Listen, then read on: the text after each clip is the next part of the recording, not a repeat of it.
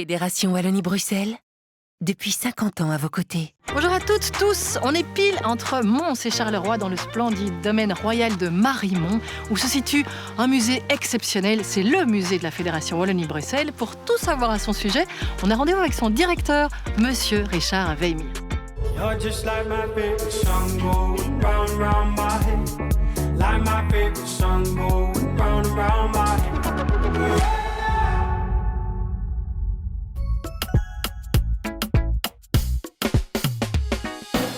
Alors Richard, vous n'avez pas des cheveux gris, vous n'êtes pas rempli de poussière et pourtant vous êtes un directeur de musée. Qu'est-ce qui fait qu'on est un bon directeur de musée ? Il s'agit de créer du lien, de faire fonctionner ensemble tous ces métiers qui sont présents au sein du musée, tous ces professionnels qui le font vivre, donc les régisseurs et conservateurs, les agents d'accueil et de sécurité, les chargés d'édition et de communication, mais aussi un ambassadeur, car il s'agit d'incarner une institution. Une collection publique, elle appartient à une entité publique comme la Fédération Wallonie-Bruxelles, qui a donc le devoir de la conserver, de l'étudier et de la valoriser au profit de la collectivité. Richard, le musée de Marimont, ça couvre plein de cultures, plein d'époques différentes. C'est combien de pièces au total ? On possède l'une des plus grandes collections publiques belges. On estime actuellement à 100 000 pièces de collection dans nos réserves à Marimont. Alors il n'y a pas que la collection, il y a aussi ce qui se passe à l'extérieur des bâtiments. Marimont est plus qu'un musée, on est un domaine historique qui remonte au milieu du XVIe siècle, mais aussi un jardin archéologique, un jardin artistique. Le musée attire environ 40 000 visiteurs par an et le domaine, ça peut monter jusqu'à 450 000, voire plus. Non seulement vous êtes un directeur de musée heureux, mais en plus vous êtes le commissaire de certaines expos temporaires, comme celle-ci, pour le moment, le Mystère et Mitra, consacré à un dieu romain. C'est l'une des chances du métier. On se rend compte que ce dieu romain, il est présent dans la pop culture, on le retrouve dans la bande dessinée, dans le cinéma. Ça interpelle le visiteur et on va découvrir à quoi il correspondait dans l'Antiquité.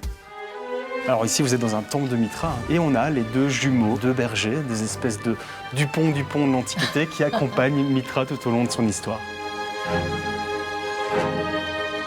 Richard, certaines pièces du musée royal de Marimont possèdent le statut officiel de trésor de la Fédération Wallonie-Bruxelles. Oui, on classe régulièrement plusieurs de nos œuvres qui sont ainsi reconnues comme telles. C'est le cas par exemple de ce buste colossal féminin qui nous vient d'Alexandrie. Aux yeux du fondateur du musée, c'était la grande Cléopâtre. Il y a un petit air, c'est vrai.